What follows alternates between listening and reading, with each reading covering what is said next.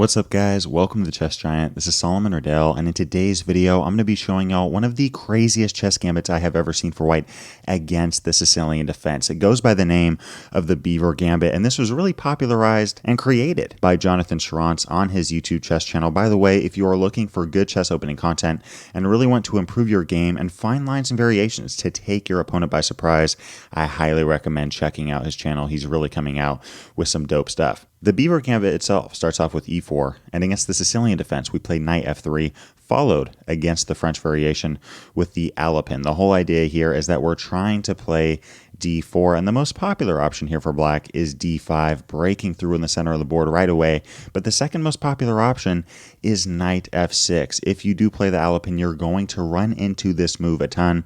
And here we play e5, kicking that knight to that centralized d5 square. And usually here, white plays d4.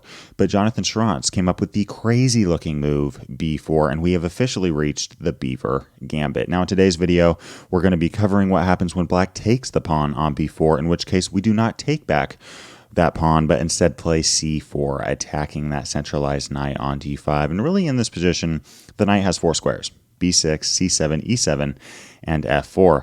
I do want to start off by saying that b6 and knight f4 are really bad moves. In either case, we're going to get a huge edge right away. And against knight c7, we really find ourselves with some very fun chess traps that can take our opponent by surprise. We're going to cover each of these. Let's start off with knight f4. Why is this such a bad move? Well, against this, we can now play d4. I mean, advancing right in the center of the board, attacking that knight on f4 with our dark squared bishop, and really now the knight is forced to go back to g6, in which case we can play h4, looking to play h5, attacking that knight, followed by h6. I mean, just taking a huge edge in space and activity on the king side of the board. And if a move like h5 is played, we can now play bishop d3. We would love to take this knight on g6, make black take with the f-pawn, continue with a move like queen d3, and just continue to really attack this king side of the board. On top of that, if we are able to take on g6, that g5 square is going to be extremely vulnerable to attack. And following a move like knight e7, getting out of the way, I mean, now we can play bishop f4, continue with castling kingside. If a move like knight bc6, play knight bd2. I mean, in this position, we have a huge space advantage in the center of the board. It's very hard for black to really come up with any sort of counterplay. And if a move like b6 is played, we can now play knight e4, wanting to come into that d6 square with check against the king. And if knight f5 is played, d5 is a great option. We are simply winning this game with the white pieces. So that covers the move knight f4. We're going to play d4, kicking that knight to g6, play h4, and if allowed, play h5. And if h5 is played, play bishop d3, attack that knight, and we simply have a huge attacking edge for the pawn. What happens if black plays knight b6? I also don't think that this is a very good move, but you're probably going to run into this move a ton. I mean, really, this move seems to make a lot of sense. It puts pressure on our c4 pawn, and it really attacks this d5 square. It also gives some space for the queen and bishop to develop. I mean, knight b6 seems like a move that really gives black a non-cramped position, but we can now, again, just advance in the center of the board with d4. And here, black can't really play d6 or d5. I mean, in either case, let's say d5 is played trying to fight for the center, we can actually use the rule of en passant. Taking on d6 and following bishop takes d6, play c5. We are currently attacking both the knight and the bishop. We're about to go up in material, and white has a clearly won game. If black realizes that they can't play d6 or d5 and play something like knight c6, well, again, we just continue to push with d5, attacking that knight on c6. And honestly, this position is extremely difficult to play with. As the black pieces, I would pick white every single time. So that covers knight b6. Again, advance in the center of the board, and then in either case of d6 or d5, we're going to take on d6, play c5, and we just won ourselves a piece. If not, we have a huge space advantage right in the center of the board, and we're going to continue to play good attacking chess. What happens if knight e7 is played? I actually think that this is probably black's best option, and against this, I still think that white is completely fine. We're going to play d4, and against d6, take that pawn on d6. Again, if d5, we will still use the rule of en passant. Idea being, after queen takes d6, we can now play a very interesting move with a3, almost in delayed wing gambit type fashion. The whole idea here is that we want to take this pawn on b4, and following queen takes b4 with check, we'll play bishop d2, gaining a tempo on that queen, continue with moves like knight c3, knight e4, knight c5, knight e5 even. We have ourselves a very nice game for that pawn, not to mention that our rooks will be very active on the A and B files later on in this game. Now what happens if black takes the pawn on a3? Well, here we can take back with the knight, and we really want to play knight b5. Notice here how a6 actually doesn't stop this move. I mean, it seems to, but if a6 is played, we can still play this knight b5 option, idea being if the knight is taken, we simply win a rook on a8. If you do go with this variation of the Beaver Gambit, you are probably going to see a6 a ton, but remember, it doesn't really stop this knight b5 option because we simply win the exchange. I think here black's best move is probably bishop d7, which is honestly a very hard move to find, stopping that knight b5 move, but even then, we can continue with bishop d3. And now following a move like knight bc6, play knight b5, kicking that queen back to b8, continue with a move like g3. The whole point of g3 is to not obviously fianchetto a bishop or anything like that, but really look to play bishop f4, attacking the queen on b8. And on top of that, our knight on b5 attacks c7 and d6. This is a very hard position to play with as the black pieces, and if you plug this into a computer program, it's going to tell you that white has the advantage every single time. So that covers the move knight e7, in which we're going to expand in the center of the board, take on d6, either with taking the pawn directly or the rule of en passant, eventually break through with a3, and I think that white has more than enough compensation for the pawn. Now what happens if black plays the move knight c7? This is actually the move that we're going to be covering in the rest of this video. This is a very fun move to play against, and again, we're going to push with d4. Notice how against any of these four moves, we're simply going to push with d4. And here in this position, I think that black really should push with either d6 or d5. I mean, if not, we're simply just going to get a huge attacking edge and space advantage right in the center of the board. In either case, I mean, let's say if black plays a move like d5, we can always take this pawn by taking on d6, and following a move like bishop takes d6, play bishop d3, continue with castling kingside. Again, we have knight d2, knight e4 ideas, queen e2, queen c2. We can always play a3. We could play rook e1 and you know, really try to eye that e5 score with our knight. c5 ideas are always in the air, and this is a very playable position with the white pieces. What happens if black plays d6 here? I mean, we could take the pawn, which is probably the most sound move, but I personally am recommending this move, bishop d3. An absolutely crazy variation, as y'all will see. And in this position, we're really inviting black to take that pawn on e5, in which case we can now play really two moves. Knight takes e5 or bishop g5, both of which are filled with a ton of chess opening traps.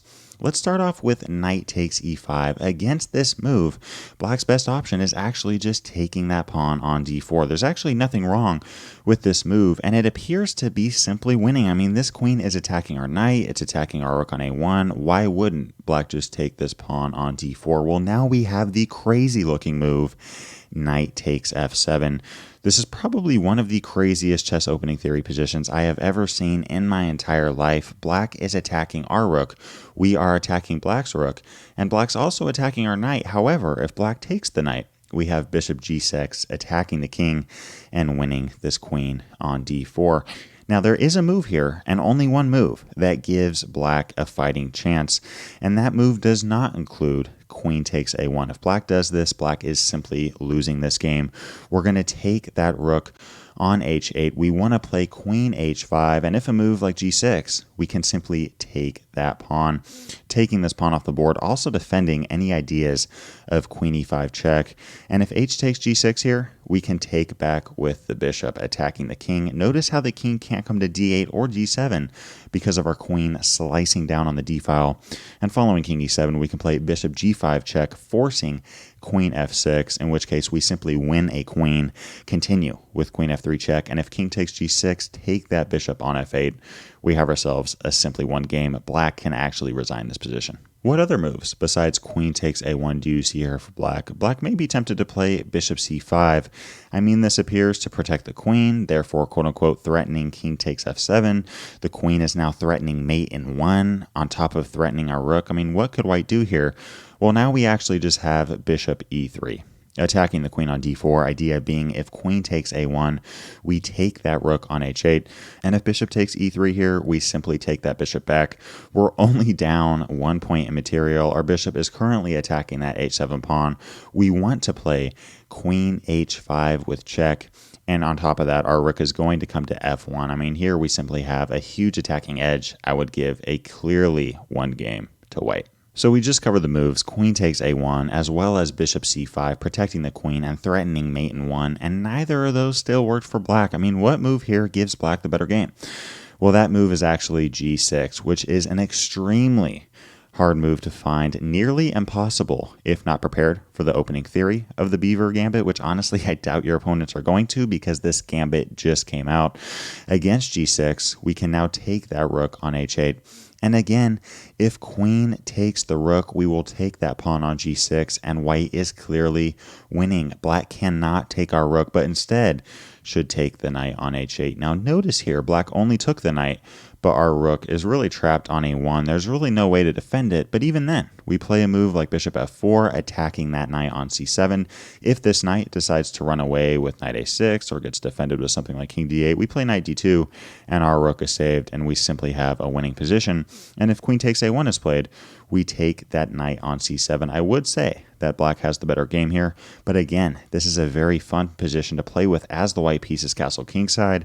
Rook e1, we have knight d2, knight e4 ideas. This queen can always become involved. Our bishop on d3 is attacking that pawn on g6, and honestly, this king on e8 is very vulnerable to attack. The Beaver Gambit always leads to some very fun middle game positions. So that covers the move knight takes e5, which leads to some very fun and aggressive attacking chess. What about the move bishop g5? This is also a very interesting option that Jonathan mentioned, attacking this queen on f6. And really the best move for black is f6, attacking the bishop. But now we can play knight takes e5, and even though black is technically better here, this is a very hard position to play. Black can't take the pawn on d4 because of bishop d3 check, winning the queen. Black can't take the knight on e5 because we again would simply win a queen. And if a move like f takes g5, we can now continue with queen h5 check, attacking this king on e8. And as y'all are going to see, we have a forced mate in 8. If the move king e7 is played, we can play queen f7 check. I mean, just forcing that king to d6. And if the move g6 is played, we just take with the bishop. And following h takes g6, this queen takes g6 idea is still in the air. The king is still forced to go straight to e7, in which case we can now play queen f7, forcing the king to d6, play c5 check, forcing the king to d5. Again, notice how all of these moves are forced. Black really doesn't have any options except to go to d5, in which case we play queen f3, again forcing king takes d4, in which case we can now play queen e3 check, forcing king d5, and following knight c3 check, forcing b takes c3, we have rook d1 checkmate, game over. Very rare that you find a forced mate in 8 in chess openings. This is one of my favorite lines coming out of the Beaver Gambit. So obviously black can't really take any of our pieces. What happens if black plays a move like bishop e7? Well, again, this does not work because of queen h5, attacking that king on e8. If king f8, we simply continue with queen f7, game over. And if g6, we can now take back with the bishop.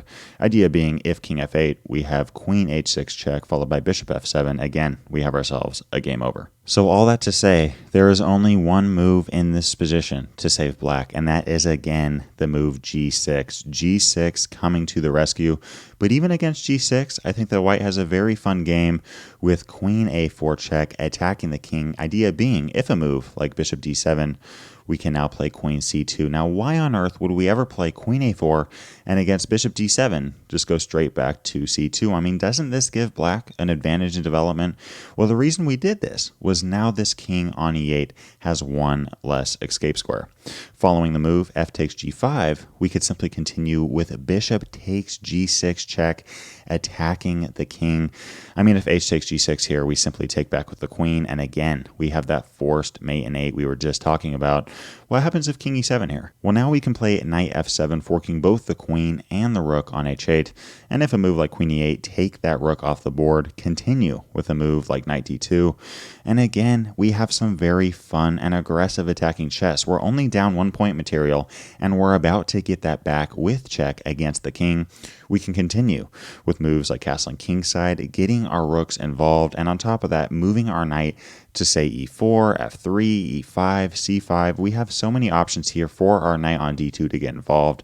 We have some very fun and aggressive attacking chess against this very vulnerable king on e7. If you'd like to learn more on the Snyder variation, another fun and rare response against the Sicilian defense, click the video to the left. If you'd like to learn more about the hippopotamus defense, a strong and chess opening for black, click the video to the right. Leave a comment to let me know what other videos you'd like to see covered on this channel. And as always, I appreciate you guys. Thanks for watching. Peace.